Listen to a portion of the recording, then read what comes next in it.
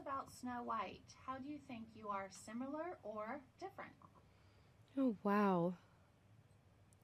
So much of my life has been dedicated to portraying Snow White. I've been attached to this movie and this girl for 5 years now, and it's a really big percentage of my life and career.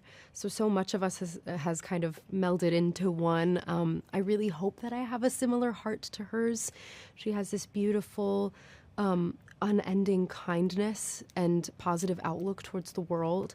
Her relationship with nature is very special and very important to her, as it is to myself as well, and the way we treat living things and the world around us.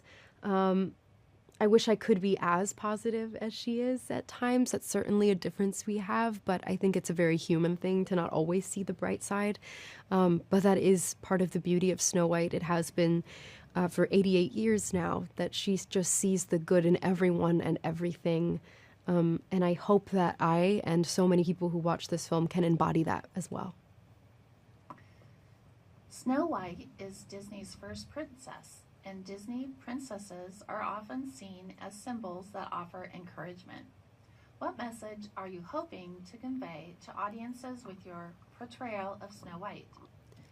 I really hope that audiences walk away from this film with an understanding of the true meaning of fairness, of what it means to be fair in this world.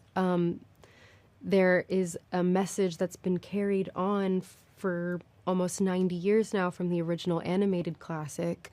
That is, fairness is what is within. Fairness is to do with your heart, the way you treat the people around you. And it has nothing to do with what you look like, and that's the misunderstanding between Snow White and the Evil Queen. I think it's such an important message, and the way that Disney has elevated it and brought it to this new audience is very special. When you portray characters like Maria from West Side Story and Snow White, how do you approach the roles to make them your own? There's definitely an unspoken pressure that comes with the reimagination and retelling of classic stories. I've been very honored for so much of my career to bring those stories back to the new generation and to be a version of a film or story that people either haven't seen before or they loved growing up and now get to see reborn again. There's a lot of responsibility there, and so you have to take excellent care of the classic versions of these stories that people care so deeply about and toe the line for the modern age and make them understand why it needs to be retold or re-brought into the conversation. With West Side Story, we were very lucky to be in such wonderful hands, and I am just as fortunate to be with Disney working on this film as well. There are messages in both films that everyone needs to hear. It's timeless. That's what makes it a classic. So the opportunity to get to bring it back for a new generation of moviegoers and film lovers is a real honor. Talk about the power ballad Waiting on a Wish. Why is that song so important for your character and the story? Disney really created the mold of the I Want song for its heroines, from Part of Your World to Just Around the River Bend to God Help the Outcasts. There are so many amazing wishes that have been surfaced in these classic Disney films. And Waiting on a Wish is joining the lineup of that amazing trope that Disney has carved in the movie world. It's an incredible storytelling device to be able to sing. And when the emotions are too high, instead of speaking, we sing because it's the deepest part of your heart that gets to sing. And so Waiting on a Wish comes at Snow White's lowest moment in the first act of the film, when she's told she lives in a world of wishes and to just go back to her well because she will never be the leader that her father believed she could be. And it's such a universal feeling for young people, for young women in particular. I can always dream, but then I wake up and it's me again, and I'm just waiting on a wish. And it's a hopelessness, but there is a flicker of courage and of bravery. And it's the people around her that she meets along the way that remind her that she is capable. And one of my favorite lyrics in the film comes in the third act with Snow White Returns, where she says, "You are everything you've been wishing and waiting for." And that's the resolve. So we need power ballads like that. We need to sing through our hopelessness and find that flicker of bravery. And it is about the people around us as well who usher us along the way. What was it like playing one of the screen's all-time greatest villains? Oh, it was amazing. I still pinch myself. It's such an honor and it's such a privilege to be able to play such an iconic character like the Evil Queen. I had a lot of fun bringing her to life and portraying this delicious character. How would you describe the Evil Queen? What motivates her? I think for me, in order to find ways to connect to her and to love her, I couldn't just play her as like a just mean and bad character because she just wants more power.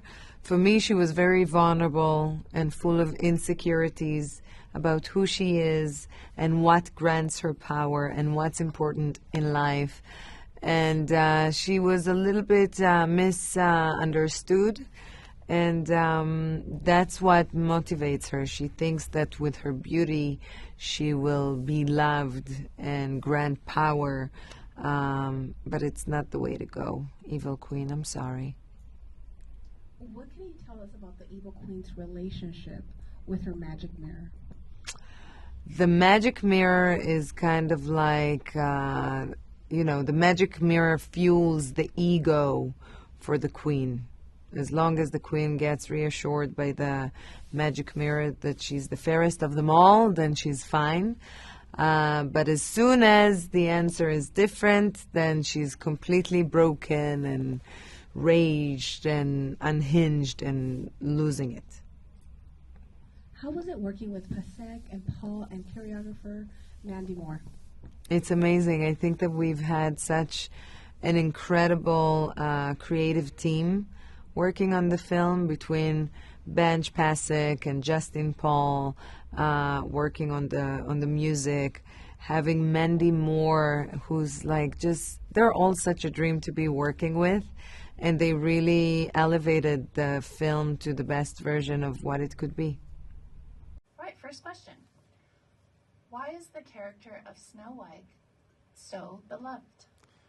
I think what makes Snow White so beloved is her optimistic grace. I mean, there is something so kind and so warm-hearted about her, and how she moves through the world in the darkest part of the kingdom and in the darkest times of the kingdom. She finds something uplifting and optimistic and allows everybody to be the best version of themselves and finds sort of joy and optimism in even the darkest of times. And I think that's something that we can all learn from. What inspiration did you find in the 1937 film, and how did you put your own spin on the story? I think I was inspired by how kind she was. This was something, there was a gentle spirit about her, but there was also something thoughtful and warm about her character that I really wanted to pay homage to. I also thought we had an opportunity to find a few modern surprises and twists that still felt, like we were revering or respecting the original, but also giving people something to look forward to, and a few surprises along the way that I think the audience has found great delight in. And not only that, there was some new music. I mean, we did these hits, "Waiting on a Wish," or we did "Whistle While You Work," "Hi Ho," these wonderful sort of iconic songs, but also wanted to create something that felt new and gave the audience something to look forward to. I mean, there's great numbers. "Waiting on a Wish," I think, is already sort of making an impact, and people are playing it and realizing sort of like how powerful Rachel's voice is. But there's also fun. Princess Problems is a great sort of modern ditty that sort of fits into the world in a really wonderful way, and again dramatizes just how impactful Snow White is to the characters around her. There's just so much music that is coming alive in this movie that I think is really just delightful. What was your overall vision for this film? My overall vision for the film was I just wanted to deliver joy. I think that was always the North Star, is to make something delightful and make something joyful that people could lose themselves into in for an hour and a half. And, you know, that is something that we all agreed on. You know, there's messages of sort of kindness and of finding humanity in each other, but, you know, we just, at the end of the day, wanted to entertain. What did Rachel Zegler and Gal Gadot bring to their roles?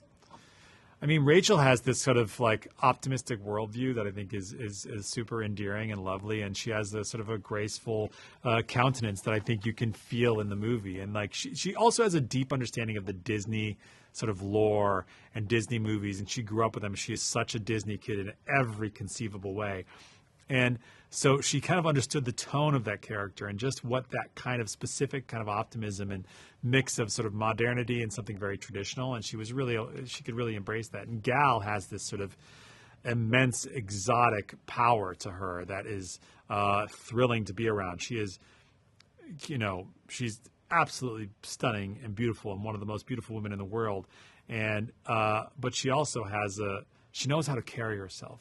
And that power and that discipline is really at play in this character. I mean, I don't think there's a lot of people in the world who can pull off those costumes the way Gal can. And that was just delightful. And boy, she in All's Fair, which is her, you know, great sort of villain number, she is having such a good time. And I think the audience has really started to feel just how magnificent Gal is in this movie. Let's talk about Benji Pasek and Justin Paul. Pasek and Paul. How important is their musical to the overall narrative? Well, so Pasek and Paul are some of the greatest songwriters that are alive today. They've done such, wonderful work, whether it's La La Land or Dear Evan Hansen. They have been, or The Greatest Showman. They just understand what it is to bring music to a story. And they were as involved as all the screenwriters, maybe more so, in delivering the narrative. I think one of the great things about them is they know how to write a catchy tune and write really compelling lyrics, but so much of the story in a musical is done through the music. And they know either how the world evolves we talk so much about how the world evolves or how the character evolves or how the action gets moved forward by these numbers. It's like, it's the same kind of thing as an action movie or an action scene. It has to move the story. It has to deepen your understanding of a character. Otherwise, the music doesn't sort of mean as much contextually. It can be a very pleasing tune, but if it doesn't tell the story, it's not as compelling.